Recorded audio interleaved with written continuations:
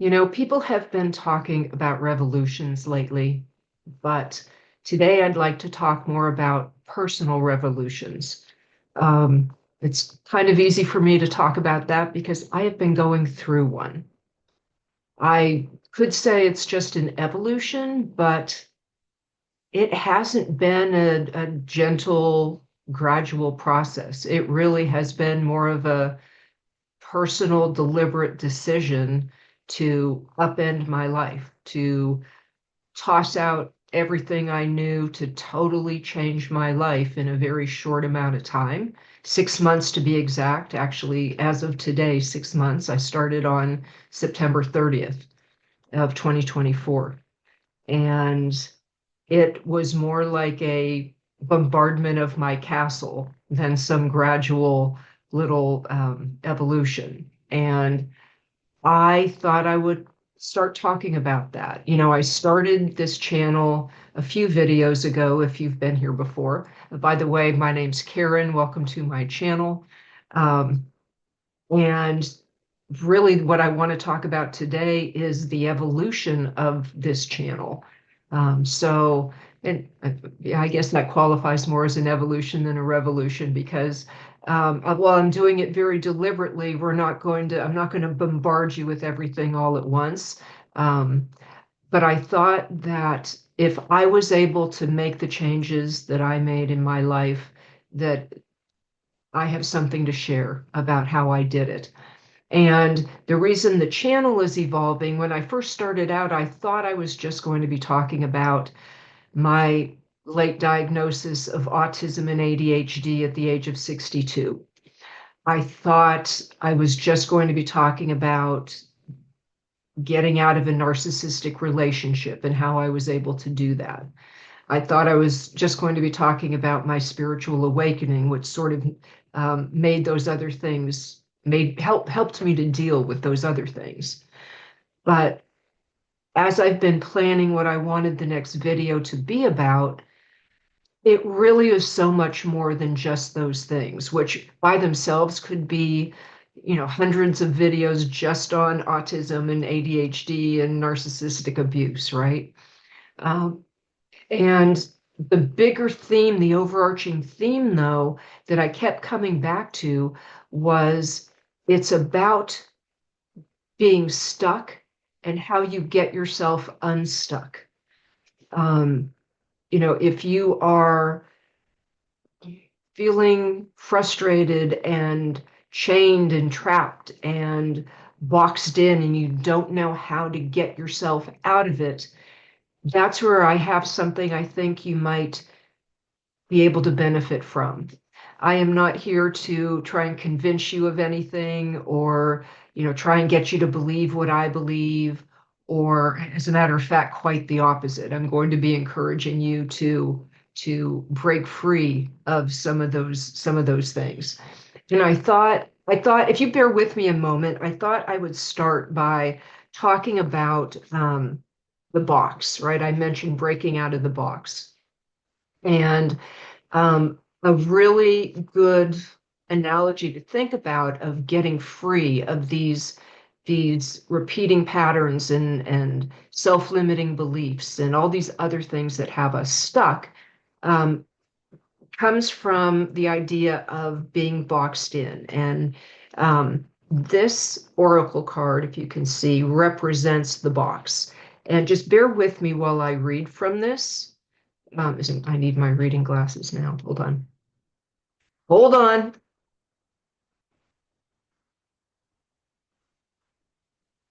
Okay. So the box, otherwise known as the cage, the rules, the norm. We all live to some degree within the confines of the box. This archetype represents everything that is known, anticipated, and expected. It holds us in place while simultaneously holding us back from our greatest visions. The box is sneaky, insidious, and everywhere, limiting us at the most unconscious levels. It is built of layer upon layer of social constructs and pressures. Breaking through its confines requires awareness, continued effort, and bravery. The box may appear as expectations from parents, a well-paying but heartless job, the pressure to look or behave like others, or simply to stay small. There is a box around you now, made of some type of confining thought. What is it? The box shifts and morphs as we grow. This is part of its multi-layered nature. Once you break through one layer, another will present itself to you. Keep going, break through. An exquisite life requires it. And then it talks about the box being, what it looks like when the box is light and when the box is dark. So when light, the box can look like structure, order, coherence, and logic. Good things, right?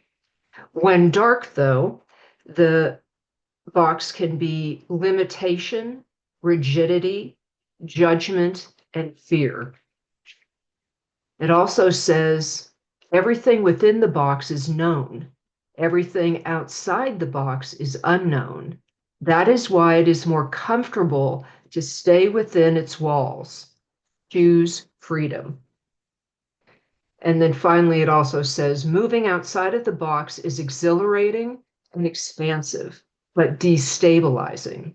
Others will wonder what you are doing and why you will too. This is part of the process. So, and by the way, this is from Tim Kranz's The Wild Unknown Archetypes. Great, great, great deck. So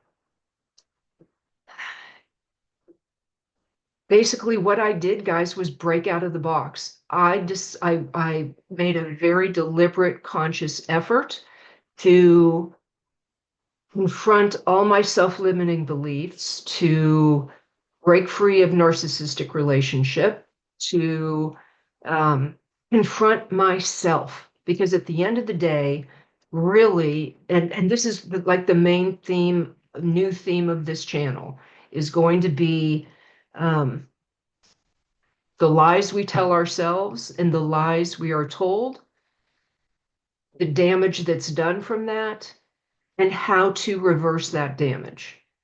So it basically, I'll give you in a nutshell how I did it.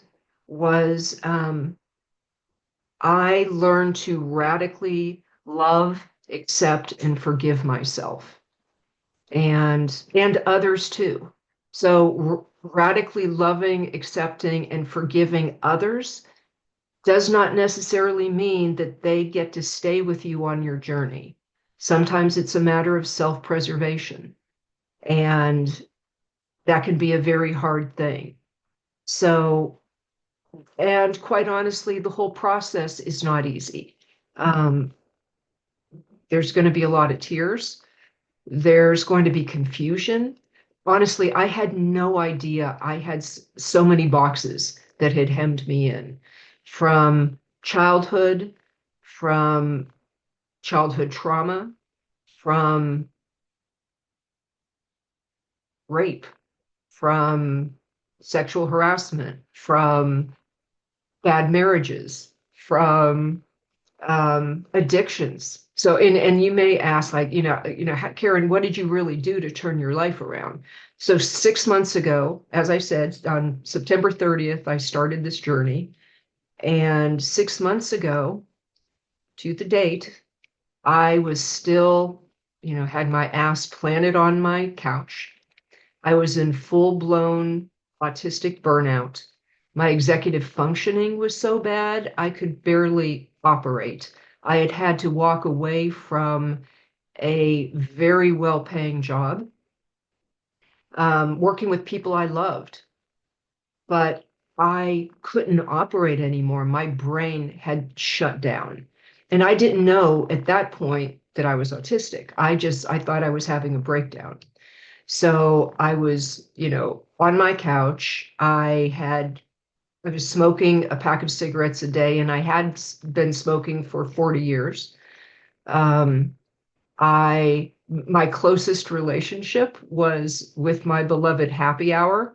And so every night for almost 20 years, I had my happy hour, two glasses of wine or two beers or two scotches before dinner. And it was my routine every single day for almost 20 years. I was also a chronic pain person. So for many, many years, I've had fibromyalgia and, degenerative disc disease, spinal stenosis, arthritis, um, and all of the weird things. I never knew what they were, and they kept getting lumped under fibromyalgia. I had endometriosis that I had to get a hysterectomy when I was 30. I've had chronic pain since I was in my teens in various formats. Um, Now, I had given up the opioids like in 2017, and when I turned to weed and just started smoking weed to manage the pain. But if you're smoking weed all the time, that creates its own issues, as fun as weed can be, right? When you're taking it for management of pain, it just, it it fogs you out, by the end of the day. So, I was so I said I had to leave my job and I sold my house to support myself. But because of the narcissistic relationship, that money that was supposed to last me a long time, since I hadn't broken away from supporting this person, all my money dried up very quickly. And I was on the verge of, I was going to do a GoFundMe. I couldn't think of anything else to do. I couldn't work because of the autistic burnout. Uh, if I didn't do something soon, I was going to be homeless. So that was me 6 months ago.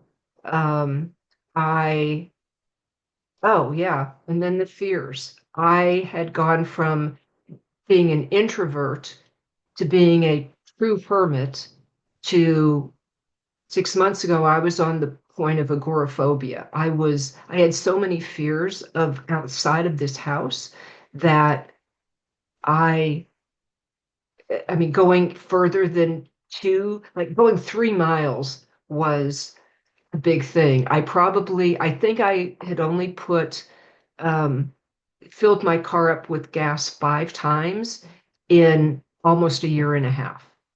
And so I was in bad shape.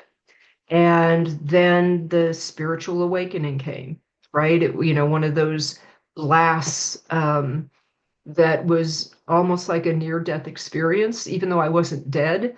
Um, for all intents and purposes, I had about as much battery left in me as a dead battery. So that kick-started it, and all of the changes did not come overnight.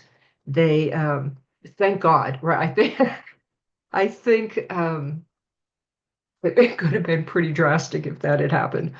Um, and I had no idea I was in this many boxes. I had no clue that I had so much buried pain, and I was lying to myself on so many different levels. Um, but over the 6 months, I had to start confronting all of my bullshit, all of my bullshit. And so that's what this channel is going to be about. I'm going to share my journey with you. Fair warning, it is this is a spiritual channel because at this point I have um, I have sold out to my spiritual side, which is not to say all light and happy and you know a lot of actually I'm going to have a lot to say about religion. So this is not a religious channel at all. I'm going to be talking, I'll say God, I'll say source, I'll say spirit, I'll say the universe. Um, I no longer consider myself a Christian. I love Jesus, Yeshua, very much, um, but I'm not a Christian. Um, He was a phenomenal teacher who came to show us how to do it. And unfortunately, man got in the way and greed got in the way and religion took over. Um, I'll be sharing my whole spiritual journey with you. I was raised Catholic. I in my teens turned to more the spiritualism. Then I actually almost got kicked out of school. I went to a Catholic high school. I almost got kicked out of school for writing a paper on reincarnation. In my 30s, I lived in Texas, and so I got born again, because that's what you do when you live in Texas. And I'll tell you about that experience, which then led to me losing my faith, which then and almost converting to Judaism, and then just I've been spiritually dead for the past 25 years. And again, 6 months ago, got a kick in the ass from the universe that brought me out of it, but it also brought me deeper into relationship with the creator of the universe, man. So I'll tell you about it. I'll tell you about the journey. If you feel that you've been wanting your own personal revolution, I hope you join me. Hit the subscribe button. If you have no idea about the spiritual part, if